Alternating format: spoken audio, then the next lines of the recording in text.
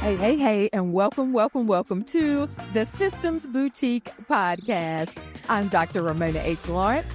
Most people just simply call me Dr. Raymona. I'm your systems stylist and your business operations expert, and I'm here to help you build a high-end boutique style back-end that creates ease and scalability for you without sacrificing the luxury experience your clients absolutely deserve. So if you're a speaker, a coach, a consultant, a course creator, or author who's ready to stop the overwhelm, ditch the tech confusion, and finally streamline your systems and operations, you are in the right place. Each week, I'll bring you actionable strategies, expert insights, and behind-the-scenes business systems and operations insights to help you scale with ease, efficiency, and absolute excellence. So grab your notebook, your favorite cup of coffee or tea, and let's get to work. Welcome to the Systems Boutique, where systems meet style.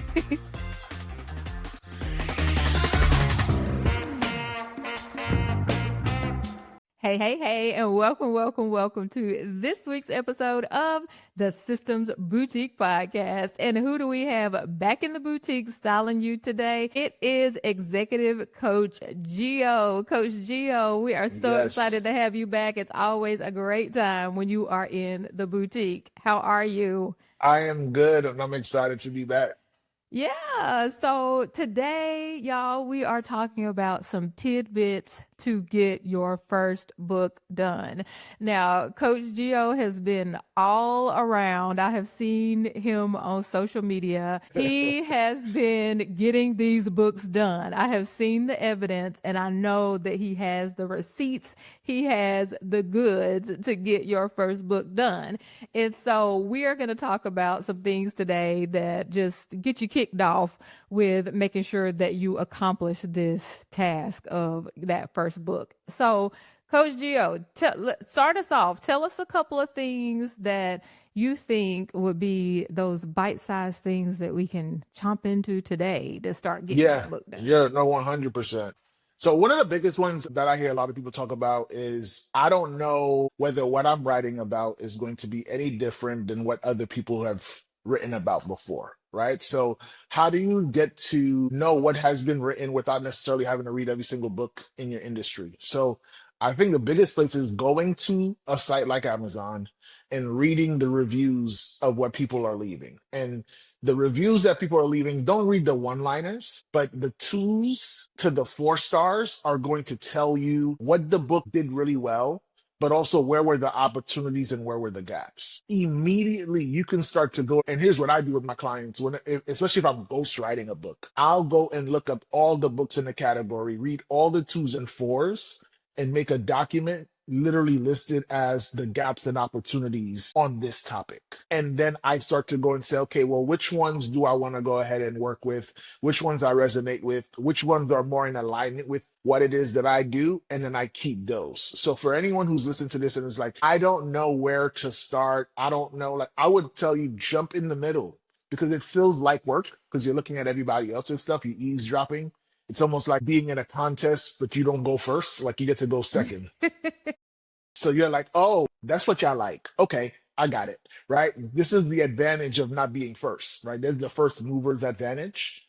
But the second mover's advantage is you get a chance to see what worked and didn't work and then make the thing that's missing. And so Yeah. that's one of the quick tidbits or hacks that I love doing is seeing what has been done and being able to find opportunities within what has not been done. Yeah, I love that. That is such a good hack. And one of the things that you said was being a ghostwriter. So I want to come back to that terminology to make sure everybody understands what we're saying about being a ghostwriter. But I love looking at the 2s to the 4s and then trying to see what's missing, what people are saying, because people are being honest in those comments. They are in the reviews. They want to tell you what was Yeah, missing, how yeah. bad it was written, how great it was written, all the things. And so what is it about the 5s and the 1s that we don't want? So, Got it. So the 5s is the auntie. So right, always. Not always, right? Like but typically they're the ones where either was pre-written for them or, which is not a bad thing, by the way. If you want to get reviews, that's a hack on that too, I could share with you. But the fives typically are not, you got to think like if a person's a reviewer, it's almost as if they have to find some fault. So they're not going to give you necessarily a five. They probably say, I'll give you a four. I really want, here's what I've seen a lot on Amazon. Somebody will give them a four and say, I really wanted to give this a 4.9, but I couldn't choose 4.9 because it's either four or five. But I couldn't give you the five because you think it'd be perfect. So I'm giving you a four.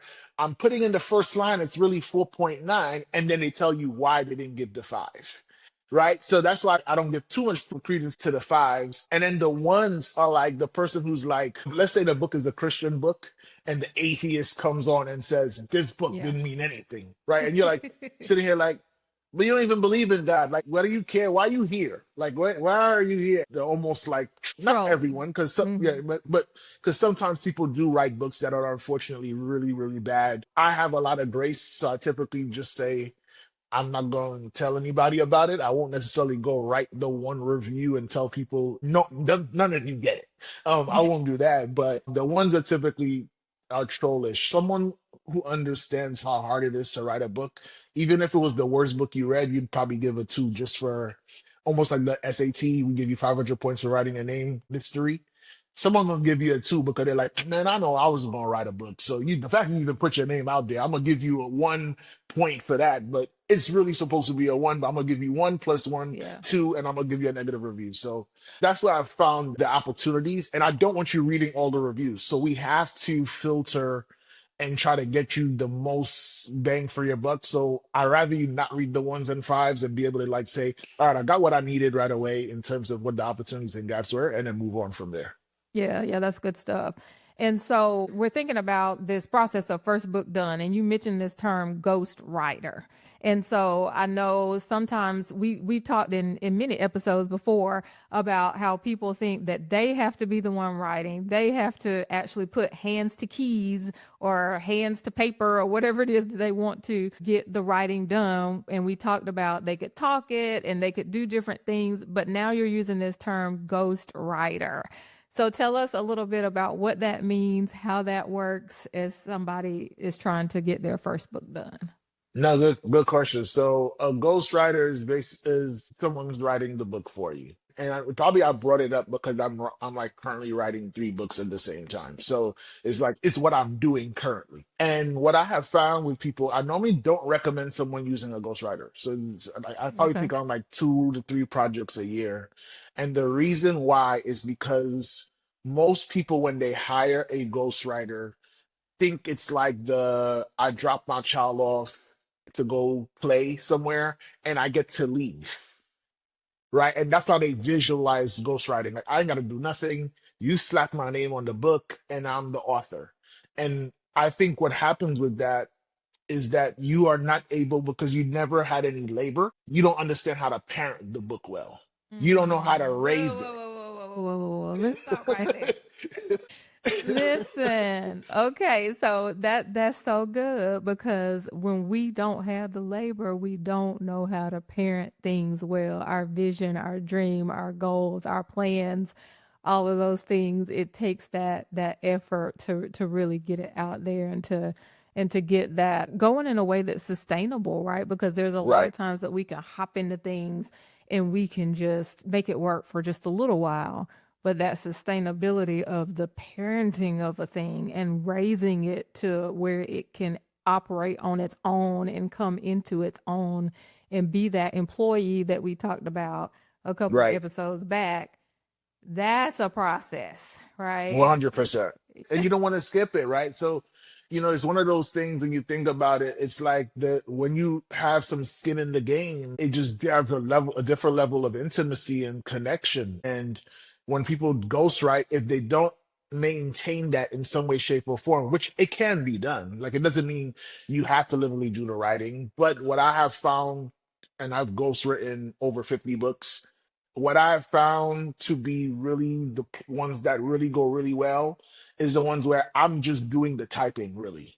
but they gave me all the words. They didn't just say, Geo, here's my topic. And then they just said, I'll come pick her up or him up in 6 months. They were like, okay, let's talk for a week, 2 hours a day. Let's talk for 20 hours. And then I'm like, oh man, I really know this as if I'm you. That's a different level. And they check it in. They're like, yo, how's it going? Let me see a little bit. Let me go and tweak it a little bit. No, that's not exact. Like they're involved. They're just not involved in the technical, practical part of typing the words on a screen. And so those are the ones where it's successful. And it's typically people who have more money than time. It's a significant investment. But if they're like, I want to invest for the correct version of my book, and so I will spend the money over the time to know that the process is being done by someone who understands it. But they also still want to be involved. It's not like go make me a dress that's custom and I never had any say in what the thing looked like or would look like. Yeah, yeah.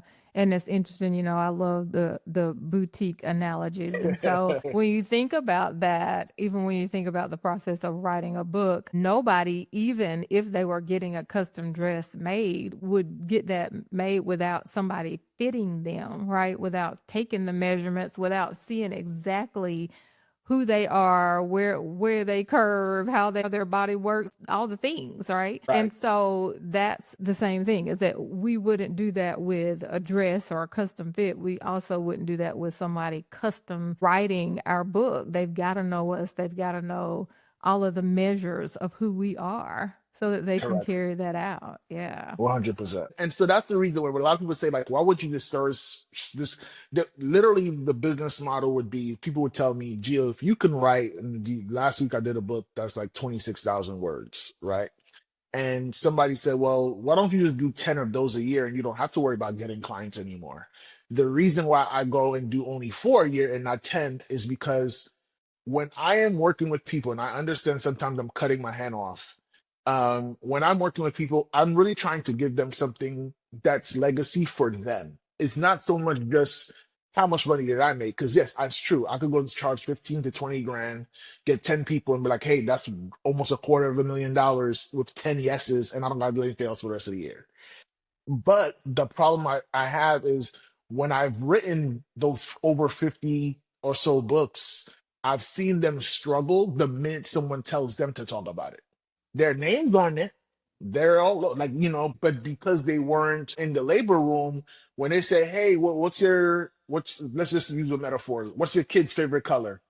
They got to look back like, what's the favorite color? What's the favorite meal? What does she like to eat? And you're like, Yeah. is this your child or that person's child? And that's where, like, because I've done all the writing and they didn't give me the ingredients to go and make it, there's no authority, there's no credibility that comes from it. They just wrote a book. It's almost the equivalent of like somebody saying, well, you had sex, so yeah, you the parent, you the person who helped bring this kid into the world, but you're not that person's dad or mom.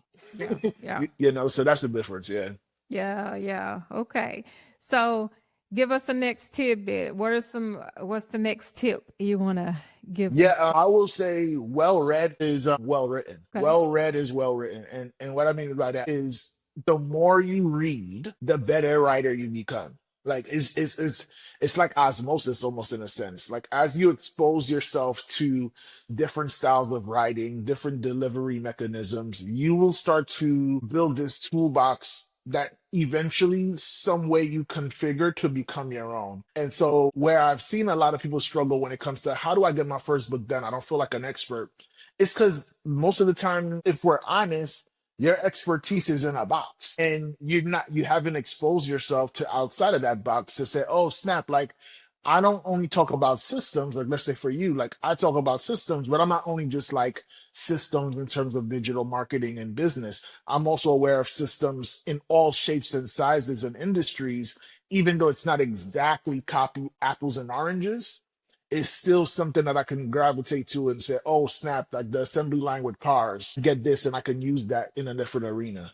So when I say well read, you are able to find stories, statistics, and quotes that you can then go and bring into your book when you're writing it. And a lot of people will say, wow, Dr. Raymona, that's so good. And a lot of times the so good part is the amount of books that you stopped them from reading because they read yours and they were able to get like 3 to 4 books in one because you were able to reference it because you well read. So you don't got to say, hey, my book is about habits. Go read that book about habits. You're going to bring the and extract the best parts of that habit book, bring it into your book and put your spin into it. And then they're like, oh, wow, like you done saved me like 20 hours because I would have had to read that book before I read yours. Reading yours, I got book two in one.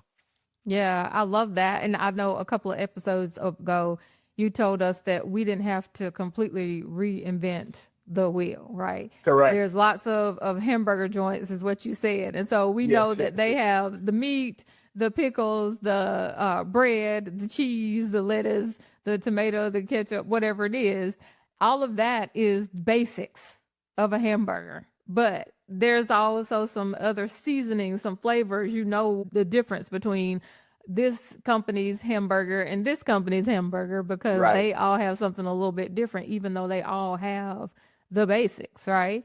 And so that's it feels like the same thing that you're saying is that we don't have to have all 100% new ideas for this No. book. If we're well read, we can bring in things that we've gotten from all these other places, put it together, and then add our little flavor on it, and then get the book done. That's it. And I like those books even more. Like I like the person who's like, I've read all these things. I'm like, well then let me just what you gotta say then.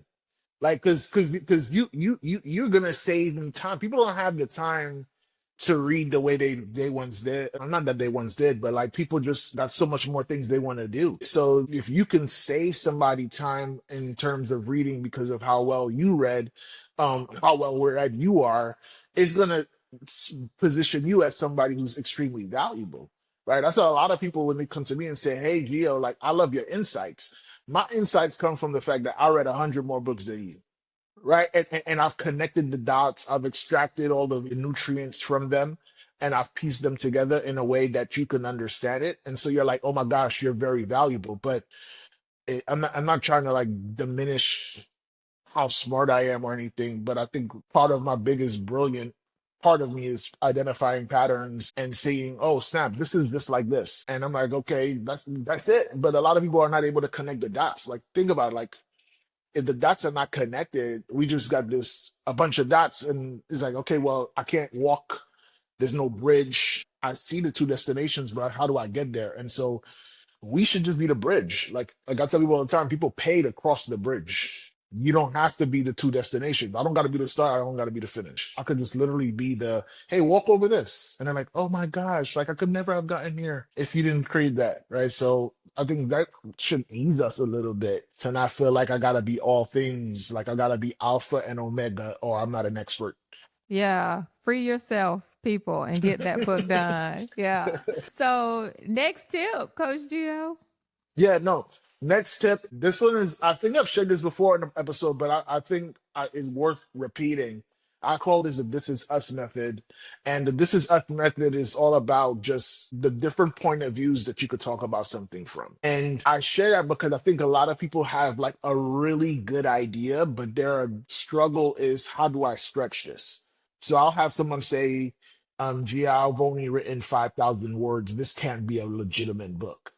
And then I'm like, yeah, but there's like 20 different types of personality types that look at this exact problem completely different than the other person. And that reminds me of like an author that just watched their book. Her book is called Coin Chronicles. And she was like, Gio, like, how do I go and like this book legit? Like, I don't want no 50-page pamphlet, but everybody's talked about finances. And I'm like, yeah, but if you start telling all the different insertion points where people talk about finances, when does it come up? You'll have like 20 different stories you could touch on. And that's what she did. She first part of her book was just storytelling. And then the second part was strategy. And all of it had different points from do I go on vacation? Do I buy a house? Or do I freeze my eggs? Do you know how many people are in that conversation that an average book doesn't necessarily talk about? So when I say the This Is Us method is thinking about all the different characters in the story, same scene, but how was that scene pictured or seen from another person on the table's point of view? And one of the best ways for you to understand the power of a point of view, if you Google, I think it's Prince William and middle finger. You'll see a picture where it looks like he gave the middle finger, but because the camera person caught it from a very specific point of view, it's like, yo, he did give the finger. And then there's a camera person, a cameraman or a camera woman that took a picture of the same exact picture, but from a different point of view. And you realize he did the number three, but from a different angle, it just looked like a middle finger.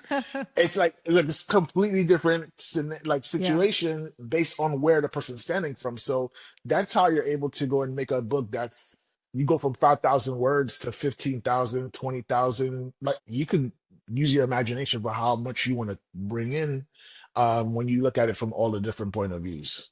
Yeah, that's so good. And This Is Us, that's what happens. That's why you call it This Is Us, the Netflix series, right?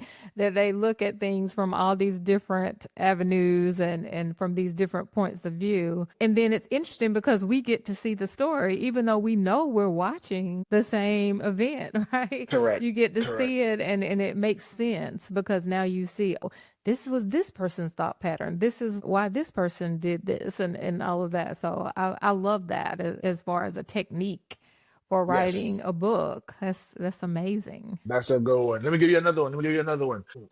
A lot of people, when they write their books, they're writing it in a document. And this is so like a quick trick that just like I've seen people literally like take a deep sigh, like a sigh of relief, is changing the page setup. So when we're writing in our Google in our docs documents, we're looking at a page and not remembering that when we print something from a printer, it's not the same size as a book. So it's an 8.5 by 11 paper. So when you're sitting back, you're like, you could feel defeated to feel like, oh my gosh, I've been doing all this writing and I'm only at like 25 pages. Like this sucks. Like I'm never gonna finish this book. But what you don't realize, that's 25 pages at 8.5 by 11. And if you change the book dimensions, I recommend 5.5 by 8.5 or 6 by 9 as like the go-to book dimensions ideally. If you start to switch it up, you'll start to see that you're at 50 pages, 65, 70. And I've seen that the energy that needs to be protected and generated the most in writing a book is momentum. And nothing kills momentum more than feeling like the moment that you've been putting in that work doesn't actually move the needle. But when you start to see, and I'll have somebody who say like, Geo, I'm gonna finish this book. Like they'll send me like a 25-page document and I send it back with the new page setup. And they're like, yo, how did you get my book to be 75 pages? And I'm like, I just went and I clicked on this file. I went to page setup and I changed to 5.5 by 8.5. And that's it. And they're like, oh my goodness, I'm gonna get this done. Like, like that's how they see it. And then here's where you get discouraged because let's say you did write 150 pages at 8.5 by 11. When someone then tells you, you know, this book is a 300-page book and you meant for it to be 150, you know how much work you're gonna have to cut out. You're gonna feel so defeated, and you actually ran the race twice. You know. Yeah, I would not have even thought about that to go and change it and make it smaller. Right? And that makes total sense, right? That's such a good hack. Yes.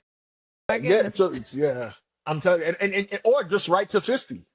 Like, Yeah. don't change it. Like, change it at the end, but don't feel like I gotta go 150 pages in my Word doc to say I'm done because that's probably 200 pages. That's probably 225, 250. So that one I've seen a lot of people go, "Oh my God, why nobody told me this?" Like, but that's where they get upset. Like, yo, nobody told me this, and I'm like, what? What? What do you mean? Yeah. Yeah. So that's a quick hack that I've seen work really, really well. That's good. Oh my goodness. I mean, it's so simple, right? So simple, but so profound, as they say. Yeah. All right. What you got next? Listen, so this is something we were talking about offline, and I want to bring it up into here, right? Like you had mentioned this line about the weight of excellence, and I Uh-huh. wrote it down because I was like, "That's so good." Yeah. And a lot of the people who should be writing books, they are people who operate with a certain level of excellence. Like they carry themselves very specifically. Their name, they protect it at all costs. They understand that a reputation takes a decade to build and a moment to break. They get that. And so when we think about writing a book, I think it's important for all of us to get to a state of mind where we're documenting everything we're doing. So that way we have these receipts in place so that we can go ahead and write a book. A lot of us, especially if you've been seasoned, you probably haven't written a resume in a long time. So you don't speak in terms of here's the outcomes I've specifically done because you're not looking for a new job. Like you're well paid and well respected at where you're at, right? You're excellent at what you do. But I think it's important for us to always document those things so that you are aware of your brilliance, you are aware of your excellence, and then you can easily transfer that into the questions of how did that excellence come about? Were you able to go and create this excellence with somebody else would not have without that knowledge and expertise that you have? So I think this is not like a quick hack, but it's more so of how do I get the person who feels that I've done all these things to be successful, but I don't want to go and do this new thing, which is writing a book, and end up damaging this reputation that I've spent so much time and effort to build. So I was just curious from you, like, how do you feel about that idea of I've done all this great stuff? And what is your like? What is your thoughts of like the I don't want to do one thing that could possibly damage it? Like, I just want to hear the conversation because I think there's a lot of people who's listening who probably are in that mold of, 'cause especially if they're about boutique, like they like really Yeah. about that boutique life. Yeah. They're particular not because they're high maintenance. They're particular because they're excellent. Yeah, I think that's so true. You're spot on because you have taken all this time to build everything, right? You've taken the time to be better than everybody else because you're trying to make sure that you have the credibility when you're in these rooms and all of this. And so it feels like that a lot of times I think when you're writing a book that there's this permanence that's going to be out there for people to just criticize and tear down. And I know even as an academic, when we write a paper or we have something out there, it gets sent to reviewers. People are just tearing it down, and you like it's like somebody calling your baby ugly because you've done all the things, and then you get this rejection, and so then that brings about this cycle of the imposter syndrome and all the things. Right, that happen. And so I do think that you're right. That weight of excellence that I was talking about is that you've built things, you've carried things, you carry the weight of your purpose and being so protective of that. You keep talking about children and when you dropped your baby off and all that. I think it's the same thing. You're so protective of that because you've raised it, right? You have put in the sweat equity. You have done all the things to make sure that you have raised that child, that Yeah. thing, right? Whatever it is in your career. And then you go to write something and it's in this permanent state. And you're probably a person that's always thinking, right? And saying, okay, I'm going to get better. I'm going to do more. I'm going to be more. But when I put this here, it has to end there, right? It ends at that state that it's published in. But I'm always doing better. I'm always tweaking things. I'm always making things better. And so you don't have that opportunity after that book is written because it's out there, right? So I think that that could be some of the issue that other people might be feeling too. That's so good that you shared that. And I think just for if you want to be a fly on the wall and understand just the question, I think this is the level of intimacy and understanding of our ideal reader that's missing, which is why books miss so much because they ask the first question, not which is surface, and they don't get to the place where what you said, and this is conversations like this where you're just looking for one word that really nails the perspective of what it is. You said that the work of a book is permanent, but they're not able to improve it, right? Like it's locked in. And I never thought of it from that perspective of, oh my gosh, it's not erasable, right? When they're working on something for all those years, well, I mean, I had a bad Monday, I'm gonna fix it Tuesday, right? Or it was 7, I'm gonna make it a 9 by the end of the week. When your book is a 7 and it's published, there's no making it a 9 by the end of the week. Mm-mm. It's 7. right? And so, right? So then it becomes, well, I'm not gonna put it out until it's a 9 or a 10 or whatever, right? And so I could see that perspective of, okay, I gotta protect it, I gotta protect it, I gotta protect it. Now, what would be you're a person who lives by purpose and is intentional. Where do you where does it end where it's mine and then it's I don't mean to like attack people's faith or like whatever, but like when is it yours and when is it God's? Like when God got you, like you the steward, but like it's really his. Like you can't mess it up, but like when do you see that or maybe we could talk a little bit about that. I mean, I know I'm going a Yeah. little bit off course, but I really want No, to free I people for love real. it. Yeah, let's Yeah. let's be real. So as we're being real, me and God be battling. I like Ramona wants to keep this and make sure and keep going with it and ask a million people their thoughts and opinions and making sure that they have validated it and all of those things and that all of the facts are there. I'm a fact finder, director of operations, mind systems person. So I want to go through all the systems. I just recently was doing a job change. I had to ask, all the questions, find out all the information, knowing that I was supposed to be doing this, right? And so I think it comes to a point where you just have to say, okay, I just got to let go. And that's what I have to do. I just have to say, I have just got to let go. Somebody had to tell me, Ramona, you got a million receipts. You've done all the things. There's nothing more you can do. And I think that that's where a coach or accountability partner comes in. Because if I'm just doing this on my own and I'm not accountable to you, then I'm just going to keep going with it. Right. This is exactly how I launched this podcast again. Because me and you are on the call and you said, you got to give this thing a due date, right? You said, you got to make sure Yeah, that you yeah. have a due date. And I said, March 4th. And that was a day that I texted you and said, March Yep. 4th, I got to do it, Yep. right? True story. And then I launched the podcast on March 4th. I said, I'm going to March 4th with this Yeah. because I Yeah. was putting it off because it's not all the way that what I want it to be. I don't know if it's in the complete format that I want everything in. I want it perfect. And so I think it's the same thing when you're writing a book. It's like, okay, I can take the podcast down, but it's out there, right? I put it out there with imperfections.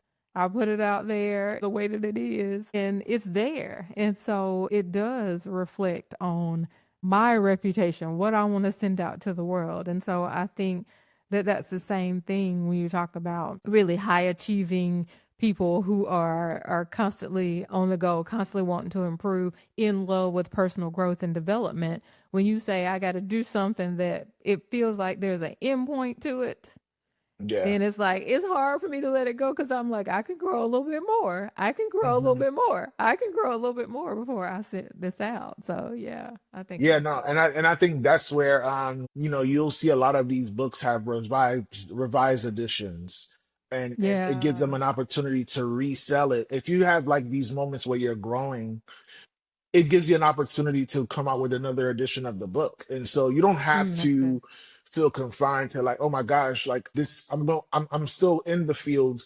Why would I just publish this? Like John Maxwell's written like 75 books on leadership. Like you know what I'm saying? So you have permission to write another book. So it doesn't have to be your last one. And I would argue the next book is going to make you even just a greater expert. And I call it like the almost like the iOS thing. Like your iPhone is gonna give you the phone, and they always have updates. If they waited till they had a bug-free version of an iPhone, there'd be billions of dollars that would have never been generated. And That's true. so I think sometimes, especially maybe minorities feel like, well, we only get one chance. So if I stick my hand out and I don't grab something, I'm not going to have that attempt again. And I think, okay, I understand it psychologically, but I also understand that I can't learn from theorizing, right? I only can learn from doing. And so I want to give people permission and freedom to be like, "Oh, go do and then improve the book." And again, there's so many variables that we're not in control of, right? So 2 weeks ago, I had a book signing for a client and she shared. that Geo, I always wanted my grandmother to be able to attend. Now, she had another grandmother who passed already. So now to see the grandmother there, she hit on me, by the way. I told her my wife ain't playing with you. She hit on me. Grandma hit on me. She said, "You a handsome fella." I said, "Grandma, don't you start. Like, don't you?" Grandmas can do what they want to do. Listen, she did that. She was like, "You a handsome fella. Let's take a picture." So, so we took a picture, but it was just so amazing to see this person who, she's a person of call of purpose, but she did not, like to your point, she did have a coach in me to work with her, but it was just so refreshing and fulfilling to see the grandmother see that and say, "I'm so proud of you. This is what you did. This is legacy building. You're the first author in our family." And I just think about how many people who are meant to be first, that are nevers because they're still stuck on the merry-go-round of perfection, that they never give themselves a chance to put something that maybe you weren't meant to progress it to the perfection. Maybe you were supposed to bring it to the world so somebody else could perfect. Like sometimes we're not the beginning and the end. And so I just want to make sure people don't hold everybody back because of, I got to make sure the thing is 110%. And that's so good. And you made me think about what I tell people often is like, what is your no preventing somebody else from having, right? And so if you're like, I'm not going to put this out there, that person that needed it is not getting it. And so you're constantly holding back this gift that was put in you that's supposed to be given to somebody else, but they can't get it because you're still holding it. And so a Right. gift can't be a gift unless you give it away. Correct. Right. Correct. So So, good. yeah, that's So good. good, man. Oh man, we went left, but it was right, if that makes Yeah. sense. Yeah, that was so good. Yeah. You pulled me in the interview mode. I'm like, here we go. I value what you know so much, and I feel like sometimes one of the things I realize with platforms like this is sometimes we don't get, like, the person asking the questions is such a wealth of knowledge that I selfishly have to. I gotta leave with I got a question too. Like I can't. I always I always gotta ask a question because I've always found an answer on the other side of it. So I Yeah. think for Yeah. everybody, ask. Yeah. Yeah. This was so good, Coach Geo. Anything you want to leave with us? Because I think you just dropped the mic right there. Yeah, no, just do. Yeah, I wouldn't say anything else. I honestly think that there are people waiting for your book. Get started now. And I think what you said is get the help you need. Sometimes you need to hire someone to be our designated driver, even though you do have the skill of driving. You need that. You need that support, especially if what you're birthing in your book is to change lives. It's probably a weight that should not be carried by one. Yeah, yeah, and that's right. You don't birth anything by yourself normally, right? Yeah. There's people around you. There's a whole team of people, and they're making sure that it happens. You might be the main person, but there are other people there. And so we are here for you all in the Systems Boutique. Coach Geo is one of our executive coaches in the boutique. You got me here. You got Coach Rocky, Coach Carlos. The whole team is here, and we are excited to help you to come in and be the pathway to help you get your first book done and to ensure that you have the systems and operations that you need. Right. And so thank you, Coach Geo, for this episode of the Systems Boutique podcast. And we thank you all for listening, and we'll catch you on the next episode of the Systems Boutique. See you later. Bye. All right, my chic CEOs, that's a wrap for today's episode. If you found value in today's conversation, do me a favor. Subscribe, leave a review, and share this episode with another star. That's a speaker, a teacher, an author, or a coach who absolutely needs it. And hey, if you're ready to finally get your systems together, let's chat. Head over to thesystemsboutique.com/strategy to book your systems style strategy call, where we'll map out your perfect business back end. So until next time, keep it chic, keep it systemized, and keep shining like the absolute star you are. See ya.